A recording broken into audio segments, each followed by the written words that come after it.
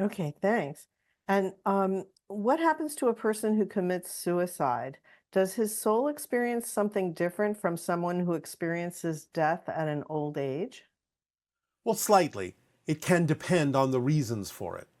And the idea is that more often than not, it represents that there might be, shall we say, unfinished business, that they sort of cut their agreement short. So, nevertheless, they are wrapped in unconditional love. They are given an opportunity to assess why they made those choices, what was going on in the personality as a physical being that allowed them to feel they had no other choice. At the same time, they are still capable of having the choice as to how to finish the agreement. Because they made an agreement, the agreement must be followed through with. Now, how they follow through with it is up to them. They're still given the freedom to decide whether they want to experience the idea of another incarnation to play it out, whether they want to simply pursue following through with that in spirit or in another reality, in another dimension, in another civilization, as an incarnation or not.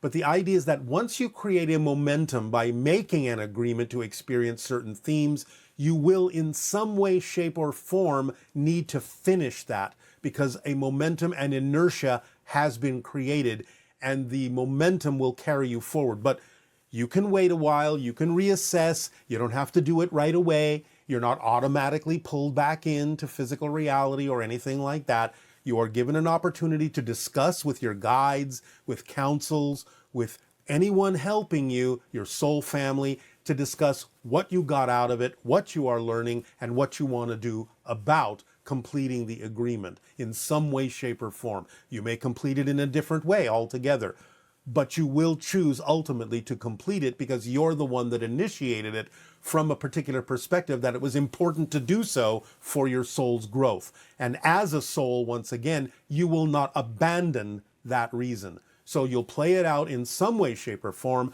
but you're given more than enough opportunity to make the decision as to how to do that while you are wrapped in unconditional love and assisted by your guides and your soul family.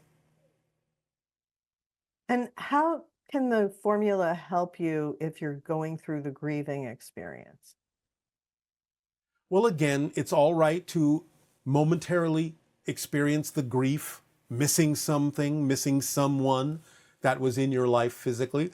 But the longer that lasts, the more you actually prevent yourself from feeling the connection that is still there to the person, even though they're now back in spirit. So grief can ultimately be a block to communication because you are still experiencing your relationship to them as something that's lost, something that's missing. So we understand that in the moment, grief can be something that will simply allow you to come to terms with the idea that something has changed in your relationship with them. That's fine. That's what the grief is for. It's giving you an opportunity to examine yourself and your relationship with that person so that you can come to terms with the fact that something has changed. But now you have to get to a point where you realize that you're now dealing in a relationship with them where they are more than what they were. So you can now start to experience it with joy and congratulations that they have expanded back into their natural state, that they are experiencing unconditional love in their experience, that they are sending you that unconditional love, and they are urging you and encouraging you to reach out into spirit to know that they're all right and to know that that relationship will always exist no matter what is going on with them, because that's always going to be a piece of them. And it is always going to be important for their soul's growth to have had that relationship in physical reality with you. So grief ultimately needs to transform and gives you the opportunity to transform the idea of your relationship to them by letting go of the belief systems that you've lost something, that something is missing, and starting to reconnect to them in a bigger, larger, more expanded, more loving way. Okay, and can you give your perspective on teachings that talk about waking up from this world and returning to God? There seems to be an idea out there that this is a world of ego and suffering, and that we are going to eventually wake up from this world and return to God, and then stay in that love forever. How does this reconcile with ideas of us being eternal creators who continue to learn and grow and explore forever? Is that just some negative part of our ego wanting that? In some senses, yes. The idea is that if you have experienced a lot of, shall we say, of the tough school, the challenging school, and in a way where you experience the effort of transforming and overcoming negative and fear-based beliefs, then yes, you are longing for relief, you are longing for rest, and that's okay, and you can have that. But the idea is that once you go back into spirit and are wrapped in unconditional love and have had a chance to process and rest from the experience you chose to have in physical reality, whether positive or negative, it is now the soul's prerogative to understand that it doesn't want to remain at rest. It wants to move forward. It wants to grow. It wants to go with the flow of creation. And therefore, it will choose something, whatever that may be, again, to have an experience that will allow the soul to grow. So that never ends, but you are given an opportunity, as you say, to quote unquote, go back to God. And what that basically means is, yes, you can take a break, you can take a rest, you can have a soul vacation in order to allow yourself to process what you went through, to absorb it, to grow from it, and to determine from those lessons what it is you would next like to do that will allow your soul to continue to expand and to grow. Because once you are a soul, you can feel that urge much more strongly, that there is an actual inertia and a momentum to expand. And therefore, you will ultimately choose to continue to have another experience that will allow you to expand. That doesn't necessarily mean you have to incarnate back on Earth or anything like that. It's up to you. But you will choose to grow and expand because that's the nature of existence, is to be all that it is. And that never ends. So that growth, that expansion doesn't necessarily have to continue to be felt in a suffering way, in a way that tires you out, but you will choose to grow and expand after you have taken a break if you feel that a break is necessary. You are always allowed to move at your own pace. That is comfortable for you. You may forget that when you're in physical reality because of the nature of your belief system in physical reality that may make things seem to be too urgent. But once you are back in spirit, you will fall back into your natural flow, your natural pace, and you will take whatever amount of timelessness is necessary for you to decide, yes, I'm now excited to expand and move forward again in some way, shape, or form, and you will make the appropriate choice at that time. And if we are only ever the person that we are now, like you say, and never become anyone else, how can we continue to evolve and have new experiences after the person that we are dies and the lifetime is over? Well, this person is assuming that physical personality is something that in some way, shape, or form is all you are. So you will always continue to expand and grow and have different experiences, as I just described, in some way, shape, or form. And again, you can create an experience of reincarnation to appear to be a different person, but the idea is that it's just the way that your consciousness starts looking from a higher level through different eyes that all exist at the same time. So it's just a matter of changing the focus of what you are as a consciousness to have these different experiences that all exist simultaneously.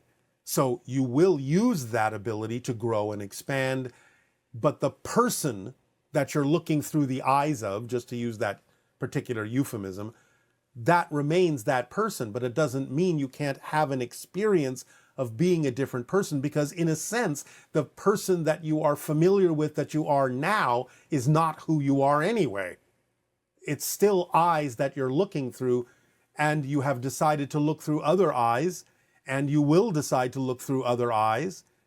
And therefore, it's just a matter of focusing your consciousness in a way that gives you different experiences that allow you to grow, even though you are taking advantage of a structure that already exists.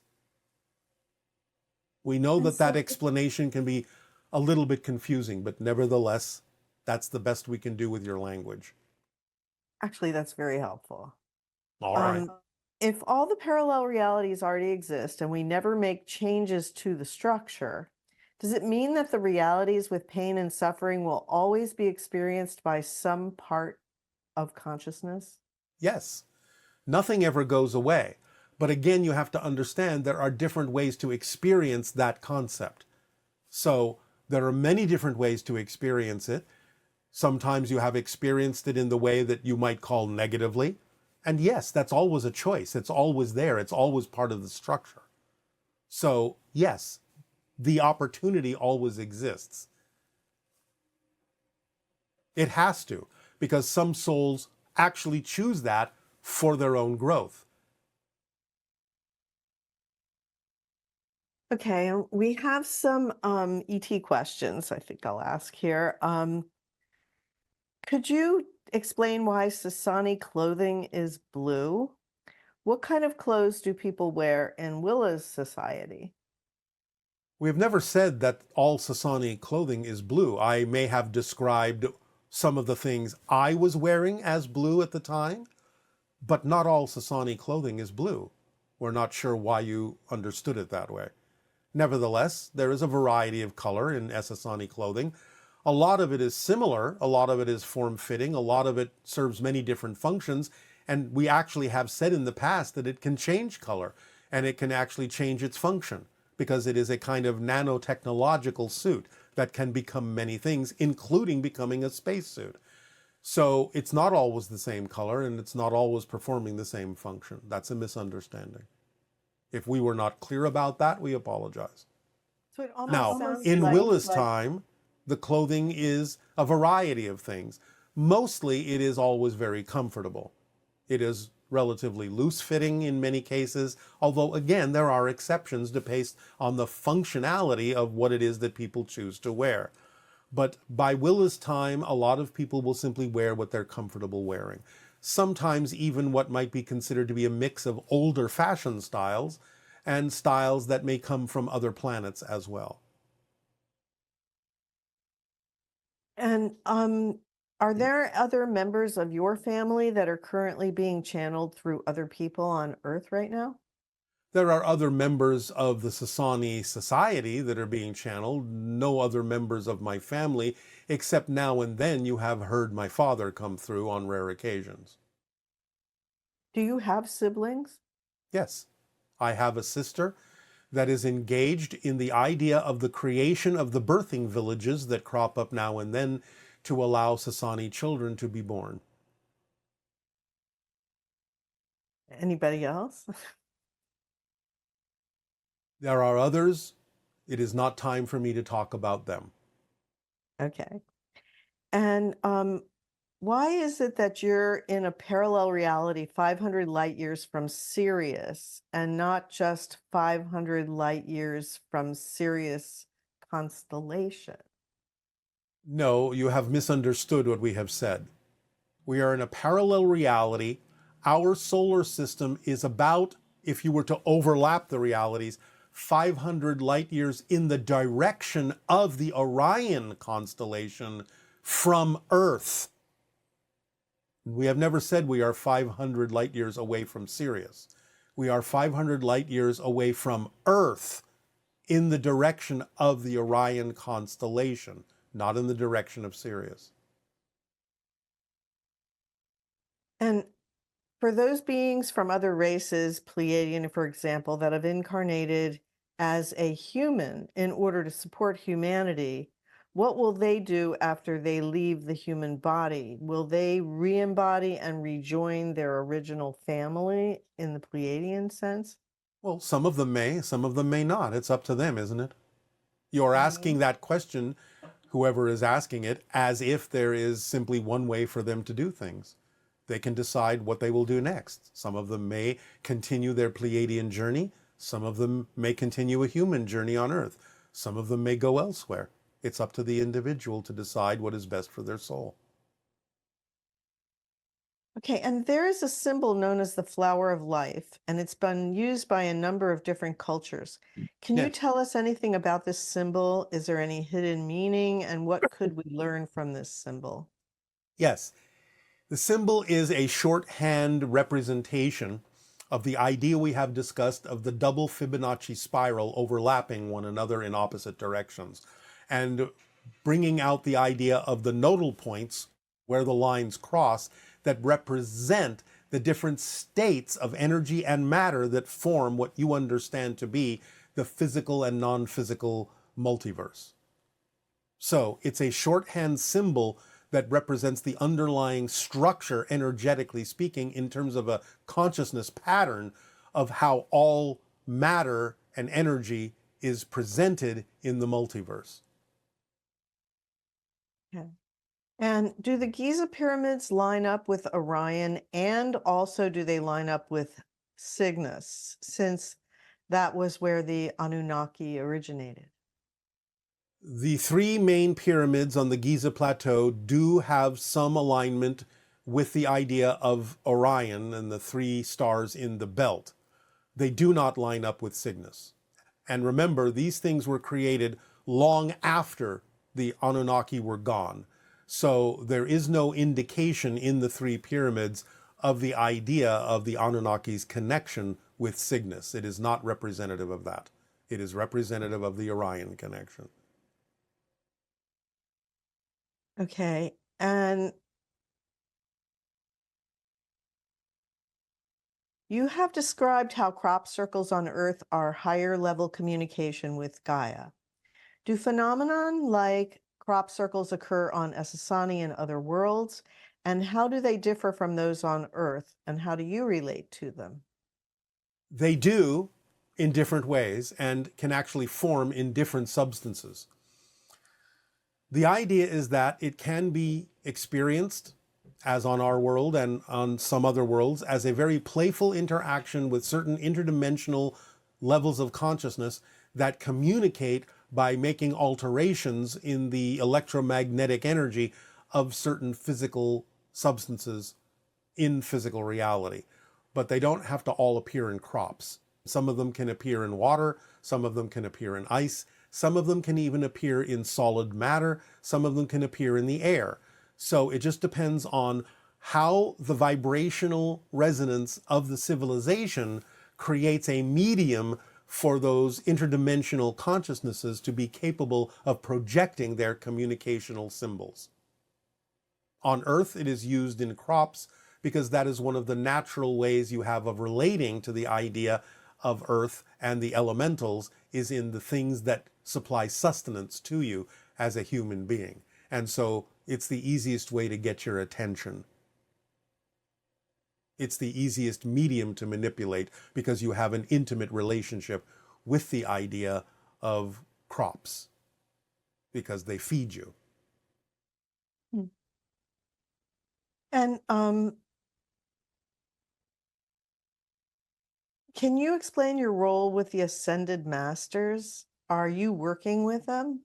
Yes, in many cases, we have actually mentioned this before, where in transmitting to your collective consciousness, we always also go through the different archetypal levels, which includes the Ascended Masters, in order to make sure that the information we are sharing with all of you does not in any way, shape, or form intervene or spoil the surprises you have created for yourself to discover. So yes, we are always working with them to determine the best way in which to deliver information that serves humanity best.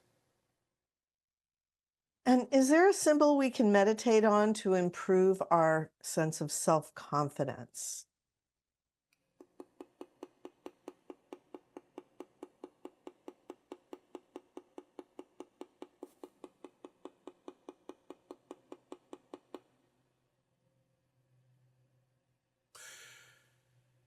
You would have to examine the beliefs about why you are confident that you have no confidence. So allow yourself to understand there is no such thing as a lack of confidence, but you can be very confident that you have no confidence. So see the symbol of the yin yang, the paradox, that there is both sides blending together, creating what appear to be opposite ideas, but they're still part of one thing, and each contains a part of the other. Paradox. Just think paradox. When you think anything like that is lacking, I lack trust, I lack confidence, I lack power, understand from the point of paradox.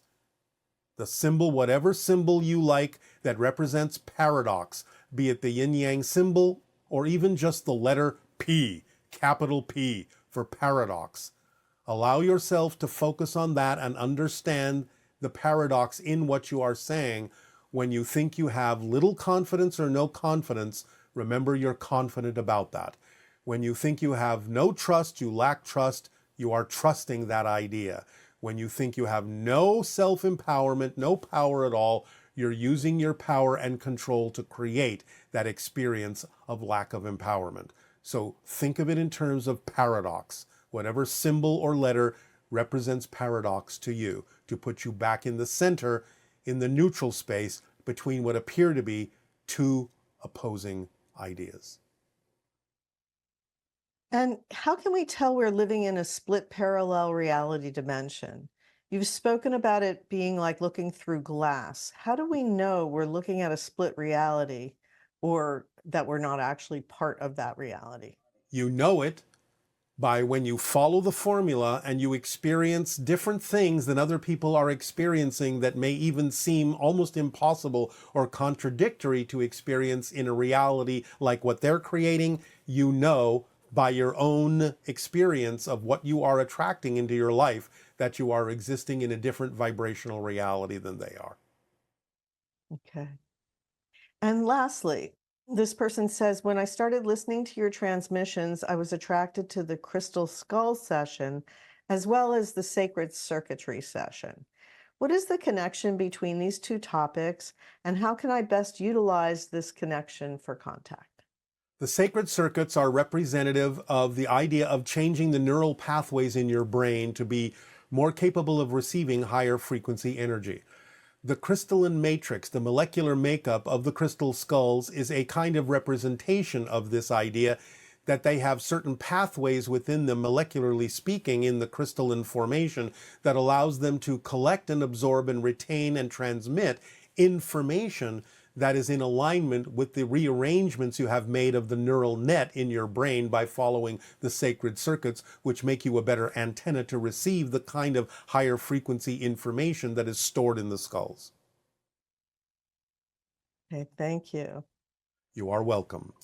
So we thank you for these interactions, for allowing us to share these perspectives. And again, we encourage you to take the actions and the steps, if you're willing, to be able to align with open contact, to give others a chance to do so as well, to recognize the difference between theory and what has gone beyond theory because of your own research. Take the time to do so. Take the time to recognize when something has gone over the border from theory to fact. Even if it's still anecdotal, you can allow yourself to know the difference. But in this context, obviously, we are talking about the idea of contact with ETs, such as ourselves, with other interdimensional beings. But all of this comes down to having more contact within yourselves and with each other. Being a reflection of the idea of the interstellar alliance in your own reality. Mirroring that vibration, that energy. So, our unconditional love to you all, and we give you over now to the remainder of this transmission. Go into whatever receptive state, meditative state, relaxed state you so desire, you so prefer. And we encourage you, as always, to breathe and breathe and